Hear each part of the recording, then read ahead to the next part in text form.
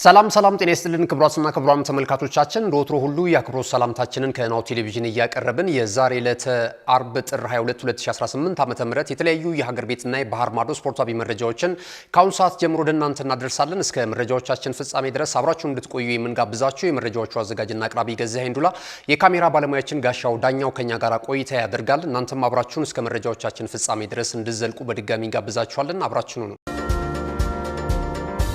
ወደ ቀዳሚው መረጃችን ስናልፍ የአውሮፓ ቻምፒየንስ ሊግ የጥሎ ማለፍ በፕሌኦፍ ወደ ቀጣዩ ዙር የሚያልፉ ክለቦች የተለዩበትን የዕጣ ማውጣት ስነ ስርዓትና ማን ከማን ደረሰው የሚለውን መረጃ ቀዳሚ እናደርጋለን። እንግዲህ የ2025-26 የውድድር ዘመን የመጀመሪያው ሊግ ፌስ የስምንተኛ ዙር ጨዋታዎች ከቀናቶች በፊት ተከናውነው መጠናቀቃቸው የሚታወስ ነው። ከአንደኛ እስከ ስምንተኛ ያሉ ክለቦች ወይም ደግሞ ይህንን ደረጃ ይዘው ማጠናቀቅ የቻሉ ክለቦች በቀጥታው ጥሎ ማለፍ 16ቱንም መቀላቀላቸው የሚታወስ ነው። እንግዲህ በአዲሱ የሊግ ፎርማት መሰረት ማለት ነው። ነገር ግን ከ9ኛ ደግሞ እስከ 24ኛ ያለውን ደረጃ ይዘው ያጠናቀቁ ክለቦች ደግሞ በፕሌኦፍ የደርሶ መልስ ድምር ውጤት እንግዲህ ወደ ቀጣዩ የጥሎ ማለፍ 16ቱን ምዕራፍ ለመቀላቀል ዛሬ የዕጣ ማውጣት ስነ ስርዓት በስዊዘርላንድ እንደዚሁ ተከናውኗል። ማን ከማን ደረሰው የሚለው እንደዚሁ ጥያቄ መልስ አግኝቷል። በዚህም መሰረት የግሪኩ ክለብ ኦሎምፒያኮስ ከጀርመኑ ክለብ ባየር ሊቨርኩሰን፣ የኖርዌው ክለብ ፖዶ ግሊሚት እንደዚሁ ከጣሊያኑ ክለብ ኢንተር ሚላን፣ ክለብ ብሩዥ ከአትሌቲኮ ማድሪድ፣ ቦሩሺያ ዶርትሙንድ ከአታላንታ፣ ካራባግ እንደዚሁ ከኒውካስል ዩናይትድ ከዛ ባለፈ ደግሞ የመጨረሻው ሞናኮ ከፒኤስጂ ጋር የሚገናኙ ነው የሚሆነው ማለት ነው። እነዚህ እንግዲህ 16 ቡድኖች በቀጣይ በደርሶ መልስ ድምር ውጤት አሸናፊዎቹ 8ቱ ክለቦች ቀድሞ ከአንደኛ እስከ 8ኛ ይዘው ያጠናቀቁትን ክለቦች የሚገጥሙ ነው የሚሆነው ማለት ነውና በቀጣይ እንግዲህ በያዝነው ወር በ11 እና በ12 ጨዋታቸውን የሚያከናውኑ ነው የሚሆነው። ይህንን ይመስላል የቻምፒየንስ ሊግ የተመለከተው መረጃችን። በቀጥታ ወደ እንግሊዝ ፕሪሚየር ሊግ እናልፋለን። በሳምንቱ መጨረሻ ቀናት ከሚከናወኑ የአውሮፓ ታላላቅ ሊጎች መካከል በበርካታ የእግር ኳስ አፍቃሪያን ዘንድ የሚጠበቀው የተወዳጁ የእንግሊዝ ፕሪሚየር ሊግ የ24ኛ ሳምንት መርሃ ግብር እንደዚሁ መርሃ ግብሮች ላይ የሚደረጉ ጨዋታዎች ተጠባቂዎች ናቸው። በዚህም መሰረት ነገ አመሻሽ 12 ሰዓት ላይ ጅማሯቸውን የሚያደርጉ 3 ጨዋታዎች አሉ። ከነዚህ ጨዋታዎች መካከል ደግሞ እንደዚሁ አዲስ አዳጊው ክለብ ሊድስ ዩናይትድ የሊጉን መሪ ክለብ አርሰናልን የሚያስተናግድበት ጨዋታ ይጠበቃል። ከዚህ ጨዋታ አስቀድሞ የሁለቱም ክለብ አሰልጣኞች እንደዚሁ የቡድን ዜናን በተመለከተና ተያያዥ ጉዳዮችን እንደዚሁ ለስፖርት መገናኛ ብዙሃን አድርሰዋል ማለት ነው። አርሰናል አሰልጣኝ ሚካኤል አርቴታ ከጨዋታው በፊት በነበረው አስተያየት በዚህ ጨዋታ ላይ ሁለት ወሳኝ ተጫዋቾች ግልጋሎት የሚሰጡ መሆኑን አረጋግጧል። የተከላካይ ስፍራ ተጫዋቾቹ ዩሪ ቲምበር እና እንደዚሁ የመሃል ተከላካዩ ሌላኛው ዊሊያም ሳሊባ ነው። በአውሮፓ ቻምፒየንስ ሊግ የውድድር መድረክ ከትላንትና በስቲያ እንደዚሁ የመጨረሻውን ካይራይትን 3-2 በሆነ ውጤት ባሸነፉበት እንቅስቃሴ እነዚህ ሁለት ተጫዋቾች መጠነኛ ጉዳት ነበረባቸው ተብሏል። አሁን ላይ ግን ለነገው ጨዋታ ዝግጁ መሆናቸው እንደዚሁ አሰልጣኝ ሚካኤል አርቴታ አረጋግጧል ማለት ነው። ቲምበር እንደምናስታውሰው በመጀመሪያው ከሊድስ ዩናይትድ ጋር ባደረጉት የመጀመሪያው ሲዝን ጨዋታ ላይ 2 ግቦችን ማስቆጠሩ የሚታወስ ነው። ከዛ ባለፈ ደግሞ እንደዚሁ ጆኬሬሽንም 2 ግቦች አስቆጥሮ ነበር። በዛ ጨዋታ ላይ ቡካዮ ሳካ ነበር ሌላኛውን 5ኛውን ጎል ከመረብ ያሳረፈውና ቲምበር እንግዲህ በተከታታይ በሊድስ ዩናይትድ ላይ እንደዚሁ በማጥቃቱ እንቅስቃሴ ጥሩ ይረዳቸዋል ተብሎ ነው የሚታመንበት። ይህ ተጫዋች ወደ ሜዳ መመለሱ የተሻለ አርሰናልን ጠንካራ ያደርገዋል ተብሎ እየተነገረ ነው የሚገኘው እና ይህንን አረጋግጧል። እንግዲህ ሌሎችም ጨዋታዎች ይደረጋሉ። ቼልሲ ዌስትሃም ዩናይትድን ያስተናግዳል። በለንደን ደርቢ የሚደረግ ጨዋታ ነው። ምሽት 2 ሰዓት 30 ላይ ደግሞ ሊቨርፑል በሜዳው አንፊልድ ሮድ ኒውካስል ዩናይትድንም የሚያስተናግድበት ጨዋታ እንደዚሁ ይጠበቃል ማለት ነው። ሌሎች በዕለተ እሁድ የሚደረጉ ጨዋታዎች አሉ።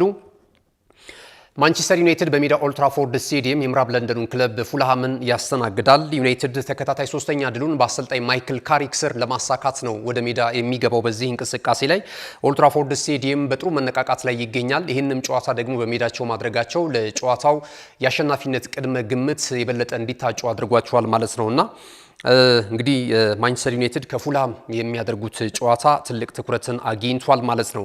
ሌላ ምሽት 1 ሰዓት ከ30 ላይ የመርሃ ግብሩ ታላቁና ተጠባቂው ጨዋታ በቶተንሃም ሆትስፐርስ እና እንደዚሁ በአሰልጣኝ ፔፕ ጋርዲዮላው ቡድን ማንቸስተር ሲቲ መካከል ይከናወናል። ሲቲ እንግዲህ ከአርሰናል ጋር ያለውን የነጥብ ልዩነት ዳግም ለማጥበብ ነው ጨዋታውን የሚያደርገው። ምክንያቱም አርሰናል ከተጫወተ በኋላ ነው ማንቸስተር ሲቲ ጨዋታውን የሚያደርገው በዛ ላይ ደግሞ ጠንካራ መርሃ ግብር መሆኑን ተከትሎ በተጫዋቾቹ ላይ ትልቅ ተጽዕኖ ሊኖረው እንደሚችል ይገመታል። አርሰናል የነጥብ ልዩነቱን ዳግም ወደ 7 ማጥበብ ይችላል ሊድስ ዩናይትድን ማሸነፍ ከቻለ ማለት ነው። ማንቸስተር ሲቲ ጨዋታውን እስከሚያከናውን ድረስ ማለት ነውና በዚህ ሳምንት የደረጃ ጉዞ ላይ ወይም ደግሞ በደረጃ ሰንጠረዡ ላይ ለውጥ ሊያመጡ የሚችሉ አይነት ጨዋታዎች ናቸው እንግዲህ በሳምንቱ መጨረሻ ቀናት የምንመለከታቸው ማለት ነው። የእንግሊዝ ፕሪሚየር ሊግን መረጃ በዚህ ካጠናቀቅን ወደ ሌሎች መረጃዎቻችን በቀጥታ የምናልፍ ነው የሚሆነው። ካሽጎ በየትኛውም ዓለም ሆነው በማንኛውም ሰዓት ለወገኑ የሚደርሱበት ፈጣን የገንዘብ መላኪያ ተከፈተሎ።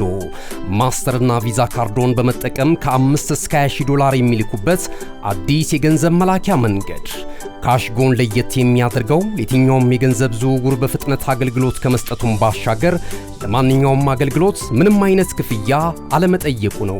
በሀገራችን ታሪክ ገንዘብን ከውጪ ወደ ሀገር ቤት በማስተላለፍ በመተግበሪያ መልክ አገልግሎት መስጠት የጀመረው የመጀመሪያው ሀገር በቀል የገንዘብ መላኪያ ዘዴ ካሽጎ ከ4500 በላይ ባሉ የባንክ ቅርንጫፎች አገልግሎት እየሰጠ ይገኛል። ገንዘቦን በሰኮንዶች ልዩነት ውስጥ ይፈልጉ በአካውንቶ ወይንም በእጆ ቆጥረው የሚወስዱበት ልዩ ዘዴ። በቅርቡ ሁሉንም ኢትዮጵያዊ ባለቤት ለማድረግ ጉዞ የጀመረው ካሽጎ ዛሬውኑ መተግበሪያውን በስልኮ ላይ በመጫን የአገልግሎቱ ተጠቃሚ ሆኖ ፍጥነት መለያችን፣ ኢትዮጵያን መክፈቻችን፣ ካሽጎ ነው መላኪያችን። ካሽጎ የአዲሱ ትውልድ ብራንድ። አጫጭር መረጃዎችን እንመልከት። የዝውውር ገበያው እንግዲህ ሊጠናቀቅ 3 ቀናቶች ብቻ ናቸው የሚቀሩት። በእነዚህ ቀናቶች የተለያዩ ዝውውሮች ሊፈጸሙ እንደሚችሉ የተለያዩ የመገናኛ ብዙሃን እየዘገቡ ነው የሚገኘው። የእንግሊዝ ፕሪሚየር ሊግ ክለቦች ምናልባት በቀሩት ቀናቶች የተለያዩ ተጫዋቾችን ወደ ስብስባቸው ሊያመጡ የሚችሉበት እድል እንዳለ እየተነገረ ነው የሚገኘው። ሪያል ማድሪድ እንግዲህ ከውጤት መጥፋትና አንዳንድ መልበሻ ክፍል ከሚሰሙ መረጃዎች ጋር ተያይዞ ተጫዋቾቹን ሊያጣ የሚችልበት እድል እንዳለ እየተነገረ ነው የሚገኘው። እንግዲህ በክረምቱ የተጫዋቾች የዝውውር መስኮት ጀምሮ የተለያዩ ተጫዋቾች ከሪያል ማድሪድ ይለቃሉ የሚሉ አስተያየቶች በርከት ብለው ተመልክተናል። አንዳንድ ጊዜ እንግዲህ ከአሰልጣኝ ወይም ደግሞ ከአሰልጣኝ አባላት ጋር ከዚህ ከኮቺንግ ስታፍ አባላት ጋር ተጫዋቾችም እሰጥ አገባ ውስጥ ሲገቡ ተመልክተናል። ከዚህ ቀደም ዣቪ አሎንሶን በነበረበት ሰዓት ላይ አሁንም እንደዚሁ አዲሱ ወይም ደግሞ ጊዜያዊው አሰልጣኝ ጋርም አንዳንድ ተጫዋቾች ተቀይረው ሲወጡ ደስተኛ ያለመሆን ፊታቸው ላይ ይነበባል። የማመናጨቅ ነገር ተመልክተናል። ባለፈው ወጣቱ ተጫዋች አርዳ ጉለር ከቤኔፊካ ጋር በነበራቸው እንቅስቃሴ ተቀይሮ ለመውጣት ፈቃደኛ ሳይሆን የኮቺንግ ስታፍ ወይም ደግሞ አሰልጣኞቹን ሲያመናጭቃቸው ተመልክተናልና ብዙ መነጋገሪያ ነገር ነበረው። አሁንም እንደዚሁ በዚሁ ከሪያል ማድሪድ ጋር በተያያዘና መልበሻው ክፍል እየተመቻቸው አይደለም የሚገኘው የሚል መረጃዎች እየወጡ ነው የሚገኘው። ምናልባት በዚሁ በጥር ተጫዋቾች የዝውውር መስኮት ቼልሲ አንድ ትልቅ ተጫዋች ከሪያል ማድሪድ ለማስፈረም ፍላጎት እንዳለው መረጃዎች እየወጡ ይገኛሉ። ይህ የአማካኝ ስፍራ ተጫዋቹ ጆዲ ቤሊንግሃም ነው። ቤሊንግሃም እንግዲህ ከቦሩሲያ ዶርትሙንድ ወደ ሪያል ማድሪድ ከሄደ በኋላ በጣም አስገራሚ ብቃቱን ማሳየት ችሏል።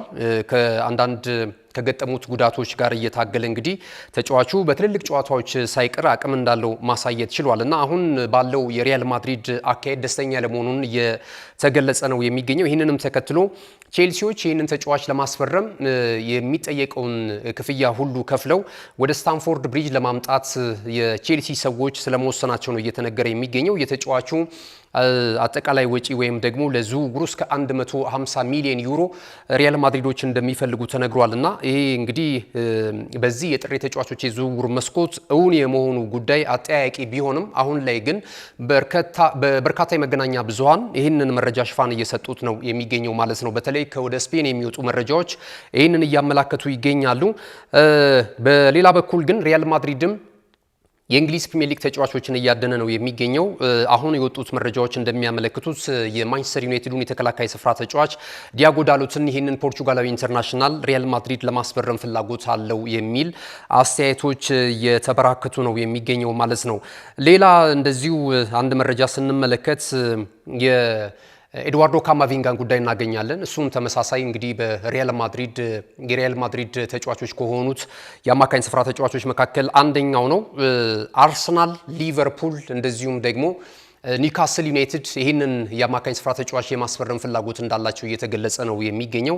ኤድዋርዶ ካማቪንጋን ከሪያል ማድሪድ ለማስፈረም ከተቻለ በዚህ የጥር ተጫዋቾች የዝውውር መስኮት ካልተሳካም በክረምቱ ተጫዋቾች የዝውውር መስኮት አርሰናል ቀደም ሲል እንዳነሳውላችሁ እንደዚሁም ሊቨርፑል እና ኒውካስል ዩናይትድ የተጫዋቹን ግልጋሎትና ፊርማ ለማግኘት ፍላጎት ካሳዩ ክለቦች መካከል ተጠቃሾቹ ናቸው ተብሏል። የሳውዲ ፕሮ ሊግ ተሳታፊ ክለቦችም በተመሳሳይ የኤድዋርዶ ካማቪንጋን የማስፈረም ፍላጎት አላቸው ተብሏል። ሌላው እንግዲህ የአርሰናልን መረጃ ስንመለከት እንደዚሁ የማክስ ዶማንን ጉዳይ እናገኛለን። ማክስ ዶማን የስኮላርሺፕ ስምምነት እንደዚሁ ስለመፈራረሙ በዛሬው ዕለት ክለቡ ይፋ አድርጓል። አሁን 16 ዓመቱ ላይ ነው የሚገኘው። በቀጣይ ወርሃ ታህሳስ እንደዚሁ 17 ዓመት ይሞላዋል። ያኔ ደግሞ የፕሮፌሽናል የውል ኮንትራቱን ከአርሰናል ጋር መፈራረም ይችላል። አሁን ባለው የእንግሊዝ ሁኔታ እንግዲህ ተጫዋች የፕሮፌሽናል የውል ኮንትራት መፈረም አይችልም። ስለዚህ ከዚሁ ከአርሰናል አካዳሚ የወጣ ተጫዋች ነውና በቀጣይ ተስፋ ከተጣለባቸው ወጣቶች መካከል አንደኛው ነው። ማክስ ዶማን እንግዲህ በእንግሊዝ ፕሪሚየር ሊግም ተሰልፎ በመጫወት ታዳጊው ተጫዋች መሆኑ ይታወሳል። በአውሮፓ ቻምፒየንስ ሊግ ውድድር ደግሞ ወጣት ወይም ደግሞ በእድሜ ትንሹ የአማካኝ ስፍራ ተጫዋች በመሆን ቀዳሚ ስፍራ ላይ መቀመጡ የሚታወስ ነውና እነዚህን ታሪኮች ገና በዚህ በለጋ እድሜው በወጣትነቱ እየጻፈ የሚገኘው ማክስ ዶማን በቀጣይ የአርሰናል ኮከብ የሚሆንበት እድል እንዳለው እየተገለጸ ነው የሚገኘው። ከፊርማ ስነስርዓቱ በኋላ እንግዲህ ማክስ ዶማን ይህ የፊርማ ስነስርዓት ወይም ደግሞ በአርሰናል ለመቆየት በቀጣይም አብሬ ስራዎችን ለመስራት በመስማማቴ ትልቅ ታሪክ ነው ለኔ ብቻ ሳይሆን ለቤተሰቦቼ ጭምር አስደሳች ነገር ነው የሚል አስተያየት ሰጥቷልና አርሰናል በእድገቱ ላይ ያበረከተው አስተዋጽኦ እጅግ በጣም የሚገርም መሆኑን ተናግሯል። በተለይ የኮቺንግ ስታፍ አባላቶች እንደነ ሜተር ሳከረን የመሳሰሉ የቀድሞ ተጫዋቾች አካዳሚው ላይ በመስራት እንግዲህ ታዳጊዎችን ሲያበቁ እንደነበር የሚታወስ ነው። አሁን በቅርቡ ነው ይህ ጀርመናዊ አሰልጣኝ ከአካዳሚው የተለያየው ማለት ነውና አንደኛው ማክስ ዶማን ነው። የሜተር ሳከር ብቃቱ አጠቃላይ ታዳጊዎችን ወጣቶችን የሚያበቃበት መንገድ ለክለቡ ተቆርቋሪነቱንና ትልልቅ ተጫዋቾችን እያፈራ መሆኑን የመሰከረው ማክስ ዶማን ነውና አመስግኗል። በሱ ችሎታና አቅም ላመኑ የአርሰናል ደጋፊዎች፣ የአርሰናል አመራሮችና አሰልጣኞች ሁሉ ከልብ የመነጨ ምስጋና አለኝ። በቀጣይም በውጤት እንደምክሳቸው ተስፋ አድርጋለሁ። ለሁሉም ነገር አመሰግናለሁ የሚል ሐሳቡን ገልጿል ማለት ነው። ከፊርማ ስነ ስርዓቱ በኋላ ካሽጎ በየትኛውም ዓለም ሆነው በማንኛውም ሰዓት ለወገኑ የሚደርሱበት ፈጣን የገንዘብ መላኪያ ተከፈተሎ። ማስተርና ቪዛ ካርዶን በመጠቀም ከ5 እስከ 20 ዶላር የሚልኩበት አዲስ የገንዘብ መላኪያ መንገድ። ካሽጎን ለየት የሚያደርገው የትኛውም የገንዘብ ዝውውር በፍጥነት አገልግሎት ከመስጠቱም ባሻገር ለማንኛውም አገልግሎት ምንም አይነት ክፍያ አለመጠየቁ ነው።